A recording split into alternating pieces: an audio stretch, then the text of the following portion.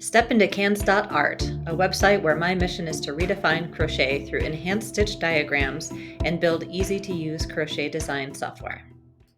I am Candace of Cans.art, and I am here to teach you the mock bubble stitch. The mock bubble crochet stitch achieves a charming bubble-like texture, creating a playful and visually interesting pattern.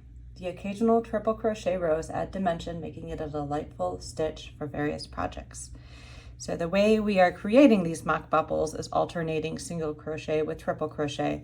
And since the two stitches have alternating heights, it makes those triple crochets pop out a little bit more, making fake bubbles across your fabric. The mock bubbles stitches textured surface adds an extra layer of warmth to crocheted items, making it an excellent choice for cozy blankets, scarves, and winter accessories. For this tutorial, I'm going to use a 4.25 millimeter hook with a worsted weight yarn. I recommend that or above.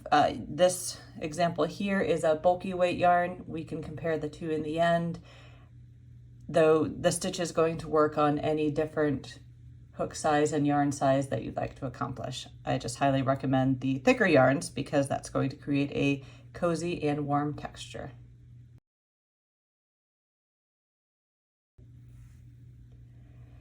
The mock bubble stitch is a multiple of 2 stitches plus 1 at the end, so you'll want to start with an odd number of rows for your starting chain. There are 4 rows until the pattern repeats, and there is 1 row of single crochets to prep the pattern as your first row. In this tutorial, I'm going to repeat the pattern 7 times, so I'm going to need a starting chain of 15.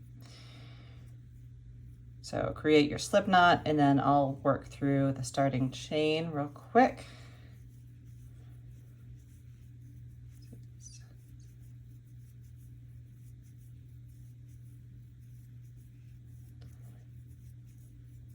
And there is 15 chains. So for your first row, we are going to start with a row of single crochets.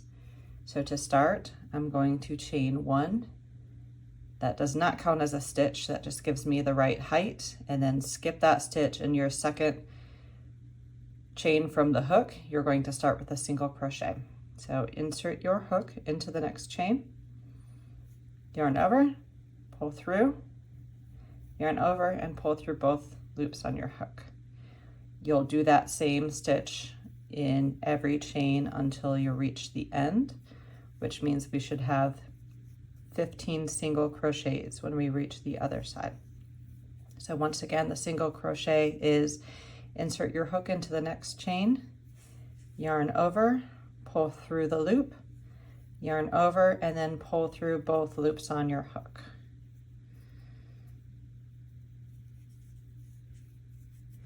I like to just insert my hook and then automatically loop the yarn over to help avoid that second step. It's just a natural movement for me.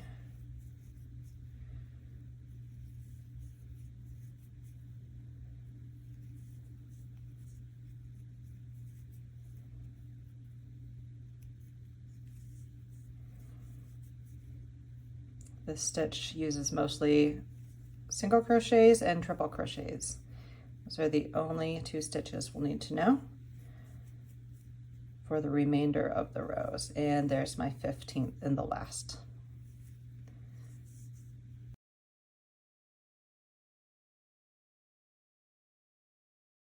For row 2, we are going to alternate single crochet and triple crochets in each stitch. So to start, you'll chain 1. That does not count as a stitch, that just gets us the right height. And then in your first stitch, you're going to create a single crochet. Then in your next stitch, we'll create a triple crochet. So to create a triple crochet, you're going to start with a yarn over twice, insert your hook into the next stitch, yarn over, pull the loop through, yarn over, and we pull through 2 loops on the hook, yarn over, pull through 2 loops on the hook, yarn over, and one last time, pull through 2 loops. That is your triple crochet. I'll do a single crochet in the next one, and then a triple crochet in the next one. So yarn over twice, insert your hook, yarn over, pull through the loop, yarn over, pull through two, yarn over, pull through two, yarn over, pull through two a third time. And continue that pattern all the way across. So it's always a single crochet followed by a triple crochet, single crochet, triple crochet, single crochet, triple crochet, all the way until you reach the other side. So it's a pretty simple pattern repeat. If you struggle to remember which one a triple crochet is, there's a couple ways you can do that. One is your first yarn over is going to be the number of your stitch minus one. So it's a triple crochet, so that means 3 minus 1. You'll yarn over twice to start before you insert your hook into the next stitch. Another way to remember it is after you pull your first yarn through, you're going to yarn over 3 times before you've gotten all of the yarn's loops off of your hook. To see what I mean, let's go through that in this next one. So yarn over twice, insert your hook, pull through. Now here's where we have 3 different steps.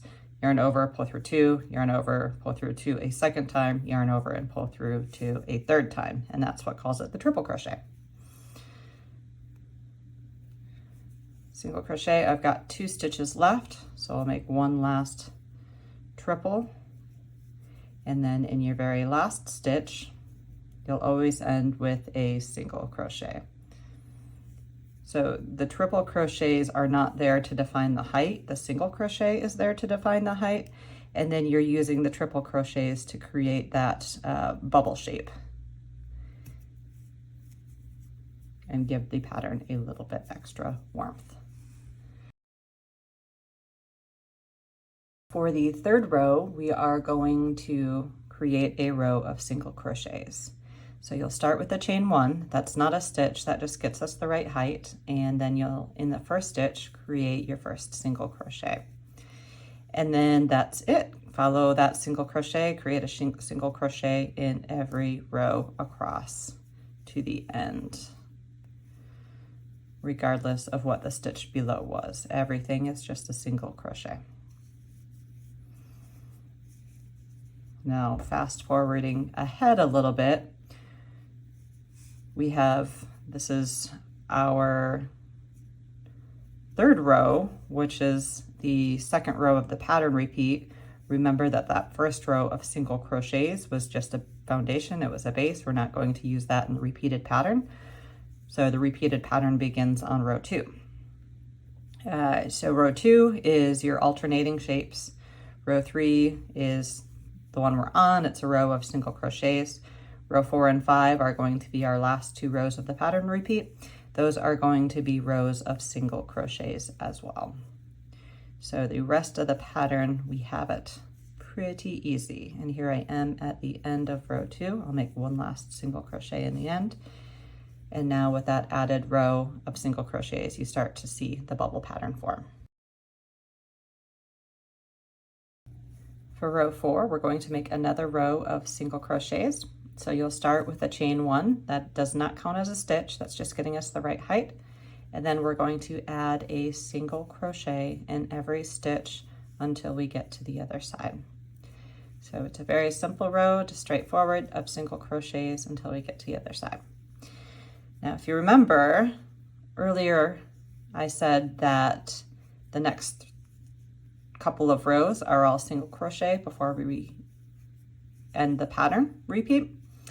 So this is one good way that you can play with the variation in the pattern. So we have 3 rows of single crochets after your row of alternating single and triple crochets.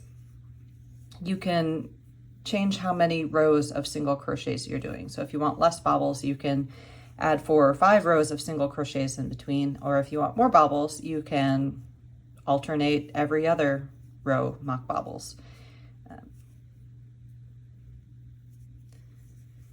And there we are to the end.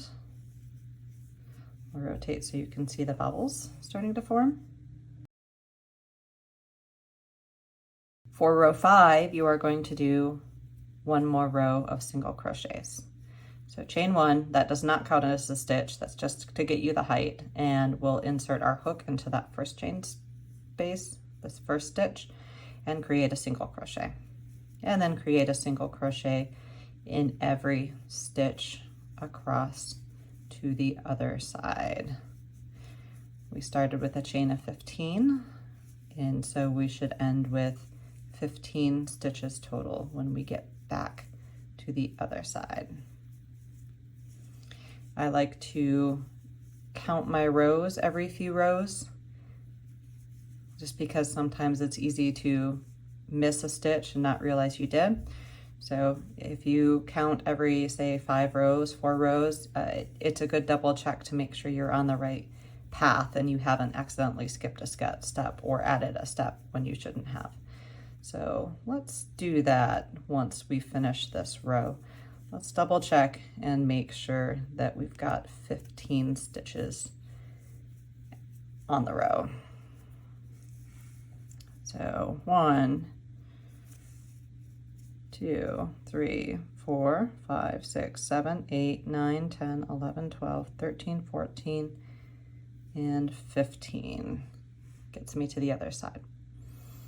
That is the end of the pattern repeat. So now you will repeat rows 2 through 5 as often as you'd like to reach your desired height.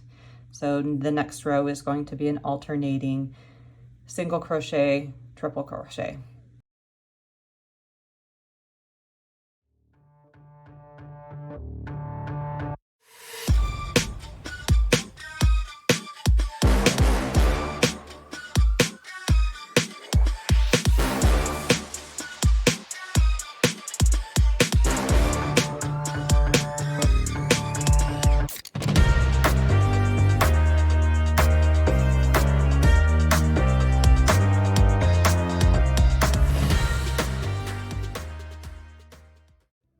I appreciate your company in today's crochet journey. Find more tutorials and join a creative crochet community on cans.art.